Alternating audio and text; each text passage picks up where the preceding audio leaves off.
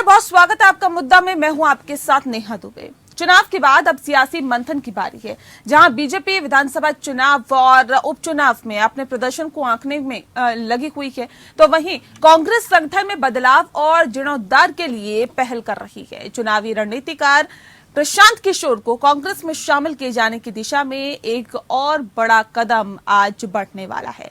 किशोर आज कांग्रेस के शीर्ष नेतृत्व से छठी बार मिलने वाले हैं। आपको बता दें कि उनकी पार्टी अध्यक्ष सोनिया गांधी से गुरुवार को भी मुलाकात हुई थी। उम्मीद है कि प्रशांत किशोर को लेकर कांग्रेस की ओर से बनाई गई कमेटी आज कांग्रेस अध्यक्ष को अपनी रिपोर्ट भी सौंप देगी और कुछ दिनों बाद कांग्रेस पीके को लेकर अपना आधिकारिक ऐलान कर देगी। माना जा रहा है कि उन्होंने कांग्रेस को मजबूत करने के लिए जो टिप्स दिए हैं, उनमें पार्टी को पुराने सिद्धांतों पर लौटने, जमीनी कार्यकर्ताओं को मजबूत करने, गठबंधन से जुड़े मुद्दे को सुलझाने, पार्टी के कम्युनिकेशन सिस्टम में बदलाव करने और स्थायी पार्टी अध्यक्ष नियुक्त करने को कहा गया है। बीजेपी के उग्र राष्ट्रवाद का काट क्या होगा, इस पर भी मंथन लगातार जारी है। वहीं बीजेपी की उत्तर प्रदेश इकाई ने विधानसभा चुनावों में पार्टी के प्रदर्शन पर प्रधानमंत्री नरेंद्र मोदी को एक विस्तृत रिपोर्ट भेजी है, जिसमें बसपा से वोटों के स्थानांतरण और फ्लोटिंग वोट की पहचान प्राथमिक कारणों के रूप में की गई है, जिससे पार्टी को जीत हासिल हुई है। आपको बता दें कि इसमें यह भी कहा गया है कि ओबीसी वोट दूर जा रहे हैं और सहयोगी दलों के वोट भाजपा को स्थानांतरित नहीं होने के कारण इनकी संख्या में काफी गिरावट भी आई है। रिपोर्ट में कहा गया है कि कुशवाहा, मौर्य, सैनी, कुर्मी, निषाद जैसी विभिन्न ओबीसी जातियों ने बड़े पैमाने पर भाजपा को वोट नहीं दिया और इसके बजाय सपा गठबंधन में स्थानांतरित हो गए। आपको बता दें कि 2017 में इन जातियों ने बीजेपी का समर्थन किया था। वहीं बिहार के पूर्व उप मुख्यमंत्री सुशील कुमार मोदी ने बोचहा उपचुनाव और विधान परिषद चुनाव में एनडीए के खराब प्रदर्शन के लिए गुरुवार को इशारे में नेतृत्व को जिम्मेदार ठहराया था। उन्होंने कहा कि एनडीए नेतृत्व दोनों चुनावी परिणाम की समीक्षा करेगा ताकि समय रहते कमियां दूर की जा सके। जाहिर है, देश की दो बड़ी पार्टियों में आत्म मंथन हो रहा है और संगठनात्मक बदलाव के जरिए बदलाव के दौर में आगे बढ़ा जा रहा है। बीजेपी जहां मजबूत होने की कोशिश कर रही है, तो वहीं कांग्रेस कमजोरियों को दूर करने के लिए लगातार कोशिशों में जुटी हुई है। आज हम इन्हीं बदलाव को समझने की कोशिश करेंगे और समझेंगे कि दोनों दलों के सामने क्या कुछ चुनौतियां बड़ी है, कैसे होगा कांग्रेस का जीर्णोद्धार, क्या है पीके का ग्रैंड प्लान, क्या गैर गांधी बनेगा कांग्रेस का अध्यक्ष, कांग्रेस की G23 की डिमांड क्या होगी, क्या उसे पूरा किया जाएगा, 2024 के लिए बीजेपी क्या तैयारी कर रही है, ओबीसी के बिखराव को कैसे रोकेगी भारतीय जनता पार्टी, क्या बुलडोजर की राजनीति बीजेपी पर पड़ेगी भारी। इन तमाम सवालों के जवाब आज ढूंढेंगे मुद्दा में।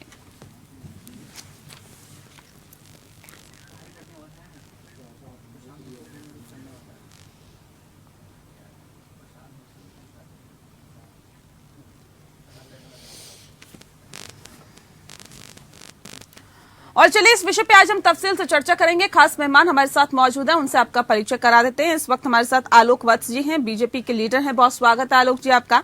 ज्ञान रंजन जी हमारे साथ है, लीडर है कांग्रेस के। ज्ञान जी बहुत स्वागत है आपका। शैलेंद्र दुबे जी हमारे साथ है, पॉलिटिकल एनालिस्ट, आपका भी बहुत स्वागत है। इस खास कार्यक्रम की शुरुआत आलोक जी आपके साथ करना चाहेंगे। आलोक जी, किस तरह से देखते हैं और क्या वाकई लगता है आपको विधानसभा चुनावों में तकरीबन 4 राज्यों में आपने सत्ता तो में काबिज हो गए, सरकार तो बना ली, लेकिन पंजाब पिछड़ गया, आपके हाथ में नहीं आया, वहां मंथन करने की जरूरत है। और क्या वाकई आपको लगता है उपचुनाव में जहां एक भी सीट आप अपने खाते में नहीं ले पाए, वहां पर भी आप लोगों को मंथन करने की जरूरत है? क्या लगता है कि कमियों और खामियों को दूर किया जाएगा, और अगर अभी मंथन नहीं किया तो आने वाले वक्त में देरी हो सकती है? देखिए नेहा जी, पंजाब में हम पहले भी बहुत स्ट्रॉन्ग फुटिंग पे नहीं थे। वहाँ अभी हमें काम करने की जरूरत है और हमारा काम वहाँ चालू है। हमारे लोग वहाँ पर कर्मठता से लगे हुए हैं। और दूसरी बात, उपचुनाव एक सही इंडिकेटर नहीं होता है लोगों के मूड नापने का। जो सत्तारूढ़ दल होता है उसका थोड़ा वर्चस्व ज्यादा हो जाता है।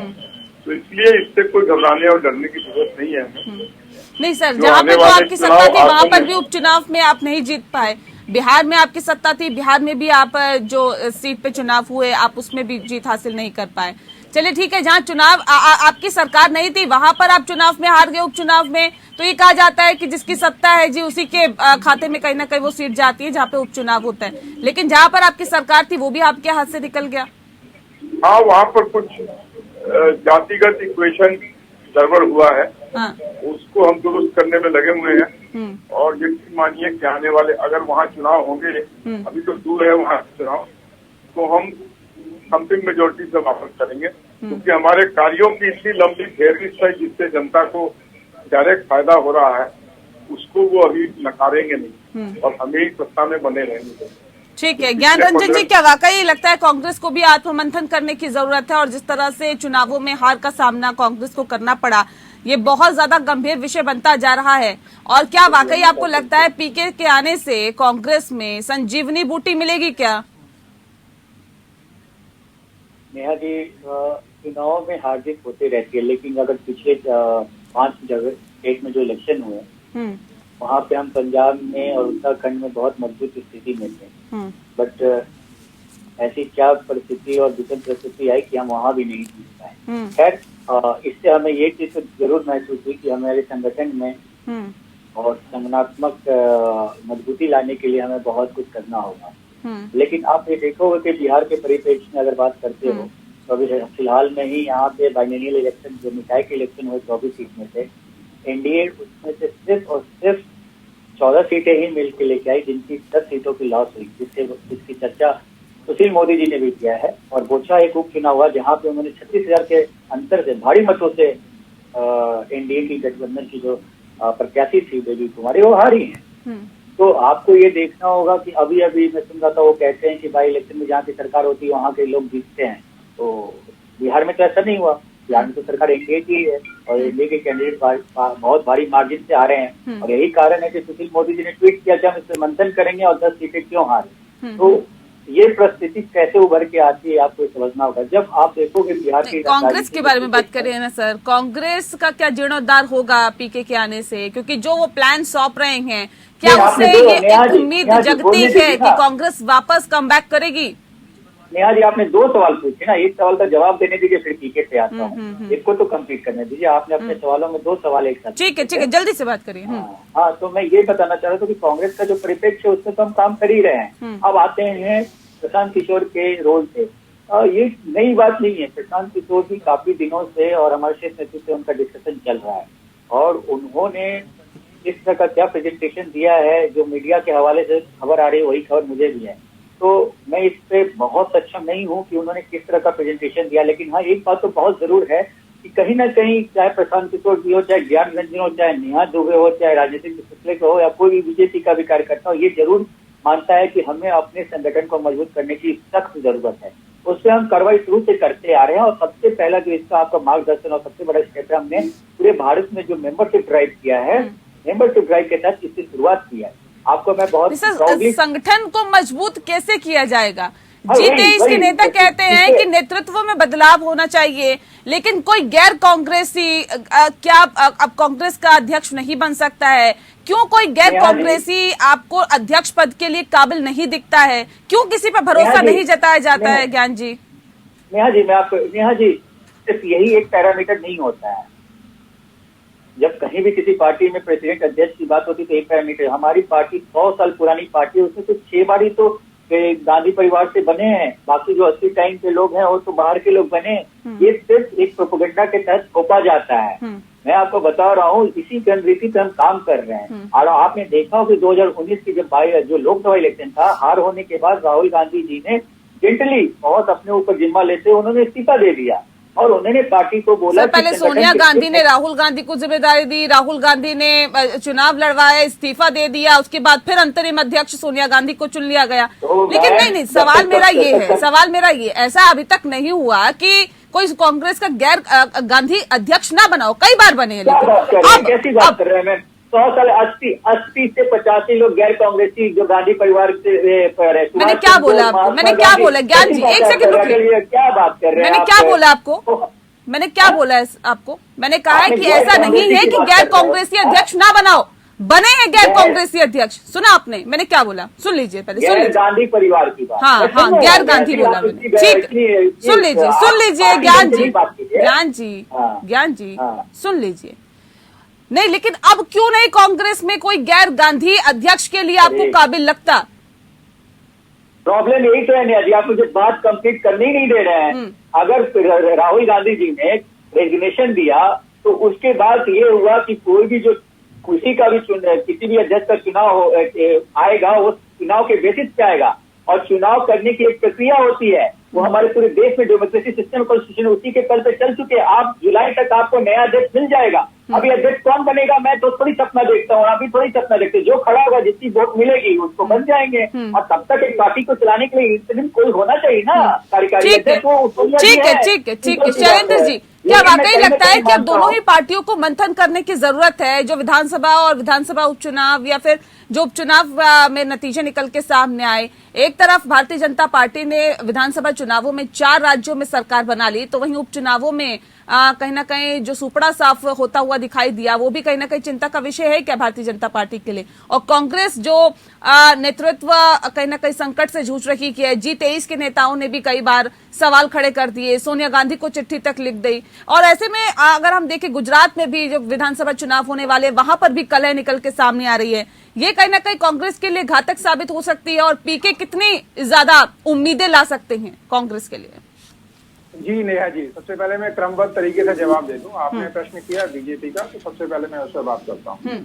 देखिए, उपचुनावों में आमतौर पर जो रुख होता है, जो सत्ताधारी दल होता है, उसके पक्ष में रुख होता है। इसमें अधिकतम यही देखा जाता है ट्रेंड के तौर पर। लेकिन हाँ, अगर बिहार का मसला अगर हम लेते हैं, तो बिहार में कहीं न कहीं जो एनडीए के जो आपसी दल हैं, उसमें जो इनफाइटिंग है, उसका दुष्परिणाम उनको देखने को मिला है परिणाम के तौर पर। इससे पार्टियां इनकार नहीं कर सकती, क्योंकि जिस तरह से वीआईपी पहले जो है उस सीट पर लड़ रही थी और अभी भाजपा ने उस सीट पर कंटेस्ट किया, तो कहीं न कहीं बेहतरगाह देखने को मिला होगा। तो ये उनके लिए एक शोध का विषय है, ये उनके लिए आकलन का विषय है कि क्या परिस्थितियां रही जिनमें उनको नहीं सफलता मिल पाई। अब प्रश्न आपने किया कांग्रेस को लेकर, तो जाहिर सी बात है कि कांग्रेस के साथ में जो सबसे बड़ी जो विडंबना ये है कि जब प्रश्न ये आता है कि आपको अपने अंदर आपको अवलोकन करना है, आपको ये देखना है कि आपसे कहाँ चूक हो रही है, कहाँ कमी हो रही है।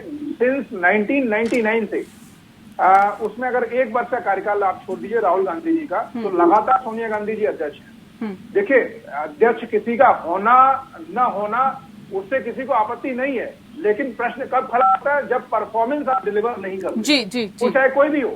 तो गांधी परिवार पर अभी प्रश्न इस वजह से खड़ा किया जा रहा है क्योंकि आपकी जो परफॉर्मेंस का ग्राफ है वो लगातार नीचे आ रहा है। तो ऐसी परिस्थिति में जो आपका काडर है उसको आप मैसेज कैसे देंगे? अभी जैसे रिसेंटली मान लीजिए 5 प्रदेशों में विधानसभा चुनाव हुए, उसमें जहां पर पंजाब में आपकी सरकार थी, उत्तराखंड में भी आप एक अच्छी पोजीशन में थे।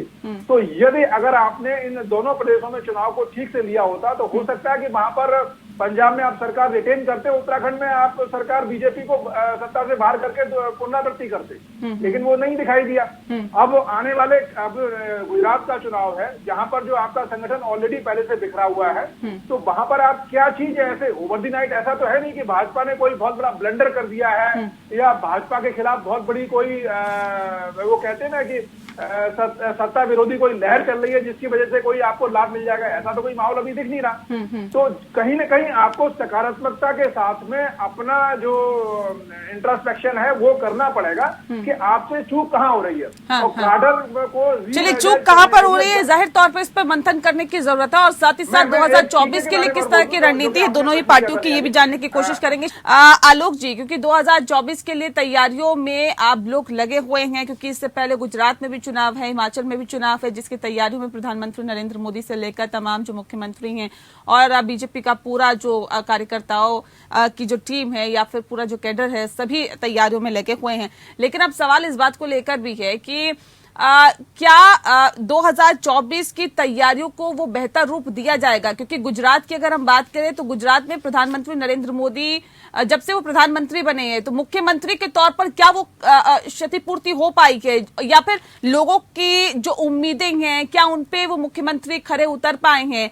जो सुशासन मोदी देते थे गुजरात में वो क्या एक और दूसरे मुख्यमंत्री के तौर पर मिल पाया है क्या गुजरात की जनता को? और वहां पर कितनी चुनौतियां आप लोगों के लिए हैं और 2024 में कितनी चुनौतियां हैं? नेहा जी, न गुजरात न उत्तराखंड, हमें दोनों जगह कहीं कोई चुनौती नहीं है। आपने कहा कि मोदी जी के 15 साल के कार्यकाल में जो सुशासन था उसकी क्या स्थिति है? उससे भी बेहतर परफॉर्मेंस चल रहा है क्योंकि अब डबल इंजन की सरकार है। सेंटर से और वहाँ की तालमेल से वहाँ की गवर्नेंस और आगे की ओर भाग गई है। और वहाँ पर कांग्रेस तो, हमने कांग्रेस मुक्त भारत की बात की थी, वो लगभग हो चुका है। ये ईके को लाए, टीके को लाए, टीके को लाए, उस सबसे कोई फर्क नहीं पड़ने वाला है। इनके पास 7 वर्ष में एक स्थायी अध्यक्ष नहीं है। ये वही घूम के झाग के 3 पास, हम 100 साल पुराने हैं, हम आजादी की लड़ाई में लड़े हैं, हम ये किए हैं। अरे भैया, अब 75 साल हो गए, अब कुछ तार्किक बात करो, कुछ बातें करो जो व्यवहारिक हो, जो प्रेजेंट टाइम से जुड़ा हो। नहीं, तो विपक्ष भी कहता है ना कि सर बातें तो ऐसी करो जो व्यवहारिक हो। यहाँ पे तो बुलडोजर की राजनीति की जा रही है, संविधान को दरकिनार किया जा रहा है, और क्या कानून नहीं है क्या देश में सर? अच्छा नेहा जी, एक चीज बताइए, कहाँ पर हमने संविधान को दरकिनार कर बुलडोजर चला दिया है? जगह का नाम बताइए। जहांगीरपुरी में क्या हुआ सर? जहांगीरपुरी में जब ऑर्डर सर्व हो गया उसी समय बुलडोजर का चक्का पर ब्रेक लग गया। सर 11 बजे कोर्ट में सुनवाई होनी थी, 9 बजे से बुलडोजर चल गया वहां पर, नोटिस उससे पहले दिए नहीं गए। अगर मैं बुलडोजर पे सर जाऊंगी तो बहुत दूर तक जाएगी बात और फिर उसके बाद शायद जवाब दे पाए आप। देखिए, इस देश के लोग जो क्रिमिनल मेंटालिटी के हैं, जो धार्मिक उन्माद फैलाने वाले हैं, जो सोशल फैब्रिक को तोड़ने वाले हैं, जो समाज में विषमता फैलाने वाले हैं, उन पर बगैर बुलडोजर के वो उपाय नहीं है। तो ये माने कि कैटेगराइज करके आपने बुलडोजर चलाया है। फिर दूसरी बार ये क्यों कहते हैं आपकी एंक्रोचमेंट था वहाँ पर अवैध निर्माण हो रहा था? बता दीजिए, एक मंशा के तहत आपने बुलडोजर चलाया है। नेहा जी, हमने जहाँ भी बुलडोजर चलाया है, हाँ। चाहे वो उत्तर प्रदेश में हो, चाहे वो मध्य प्रदेश में हो, चाहे वो दिल्ली में हो, वो उसी जगहों पर चले हैं जहां हमारे हाथ में पूरे प्रमाण थे गलत होने का। हमने, आप कोर्ट में जाइए, एक जगह से करवा दीजिए कोर्ट से। कोर्ट में तो है ही, 22 तारीख को अगली सुनवाई होगी, कोर्ट में तो है ही। एक मिनट मेरी बात सुनिए। आप कोर्ट में ले जाइए हमें, चाहे उत्तर प्रदेश में बुलडोजर चलाने के मामले में, या मध्य प्रदेश में चलाने के मामले में, या जहांगीरपुरी में चलाने के। आप कहीं से हम पर एक स्टिकर दिलवा दीजिए कि इन्होंने गलत बुलडोजर चलाया है। ठीक है। ज्ञान रंजन जी, अभी आपने सुना आलोक जी को, कह रहे हैं कि कांग्रेस मुक्त भारत की हम बात करते हैं। जो पीके ने जो एक प्लान दिया है उसमें ये लिखा है कि उत्तर प्रदेश में, बिहार में, ओडिशा में कांग्रेस खुद अकेले दम पर चुनाव लड़ेगी, किसी से गठबंधन नहीं करेगी। ये क्या कांग्रेस युक्त भारत का प्लान है? ये कांग्रेस मुक्त भारत का प्लान है? ये कैसा प्लान है सर, और क्या लगता है कि इससे फायदा होगा? नेहा जी, कुछ भी बोलने से पहले एक बार बोलूंगा कि आप एक बार शांति से मेरी सारी बातों को सुन लीजिएगा। हाँ, रखिए। मैं पहले ये जवाब दे दूं कि नरेंद्र मोदी जी 2014 में आए थे इसी पीके की वजह से। इन्होंने पीके की PR मार्केटिंग की थी। तो ये जो बोल रहे हैं कौन है पीके टीके, तो पहले क्या इनका यही रूल है, ये अपने यूज करके थ्रो कर देना। ये RSS की जो विचारधारा है ना, इतनी गंदी है कि आपको मैं बता नहीं सकता। अब आते हैं जहांगीरपुरी वाली बात पे। एक नोटिस करते हैं, नरेंद्र मोदी जब सत्ता में आए तो उन्होंने कहा था कि 2022 तक सभी को घर मिलेगा। आज ये आलम है कि अगर वो अवैध निर्माण है भी तो एक देयर इज ए प्रोसीजर कि आप नोटिस दो, 2 वीक का नोटिस मिलता है और मिनिमम कम से कम दो हफ्ते का नोटिस मिलता है और मैक्सिमम एमसीडी पे डिपेंड करती है।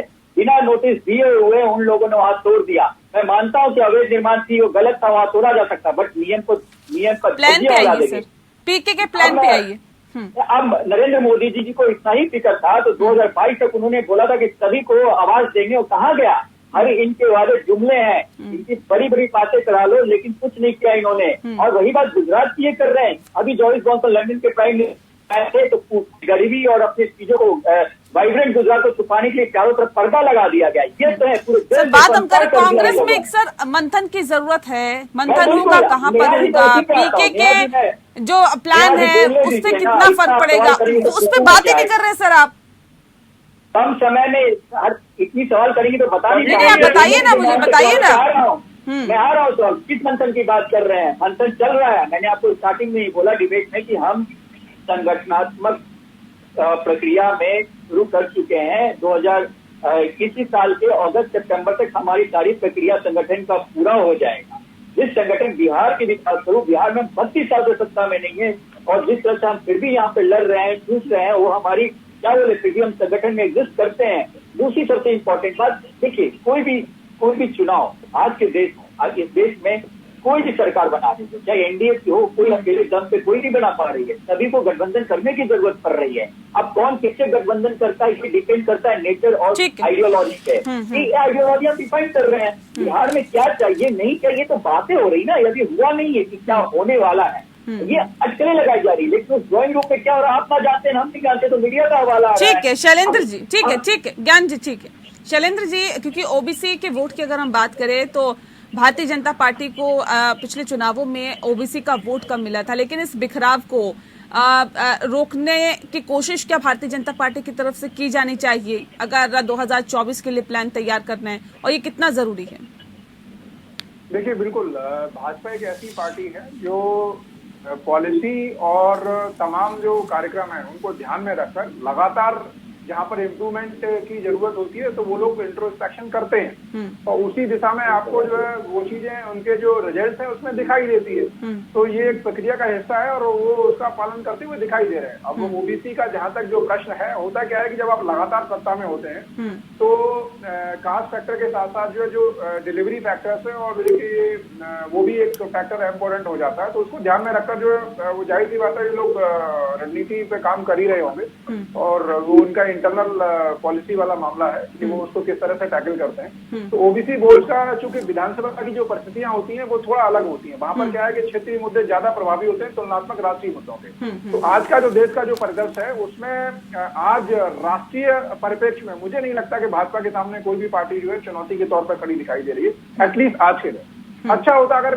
स्वस्थ लोकतंत्र के लिए विपक्ष मजबूत होना बहुत आवश्यक है, लेकिन बजाय उसके वो लोग अपना आत्म निरीक्षण करने के वो सत्ता पक्ष में ही सिर्फ जो है कमियां, अरे जहां पर आपकी सरकार है वहां तो बचाइए, वहां पर तो डिलीवरी दीजिए। अभी 2022 में मान लीजिए चुनाव है हिमाचल में और गुजरात में, तो गुजरात में तो संगठन आपका ऑलरेडी बहुत ज्यादा सुस्त पड़ा हुआ है। हिमाचल में जहां पर एक पुनरावृत्ति रहती है, एक टर्म रहती है सरकार, एक बार बीजेपी एक बार जो कांग्रेस, तो जो आपने गलती बिल्कुल अपनी गलती को सुधारने की बजाय दूसरों पर आरोप लगाया जाता है, तब ये कहीं ना कहीं सवाल खड़े होता है कि क्यों अपने अंदर नहीं झांका जाता, क्यों आत्मनिरीक्षण नहीं किया जाता, क्यों आत्ममंथन नहीं किया जाता, और क्या अगर आत्ममंथन कर लिया जाता तो एक के बाद एक कई राज्यों में क्या कांग्रेस की सरकार जाती, ये भी यहाँ पर सोचने की जरूरत है। बहुत शुक्रिया आप सभी मेहमानों का हमारे साथ इस खास चर्चा में शामिल होने के लिए। मुद्दा में फिलहाल इतना ही, नमस्कार।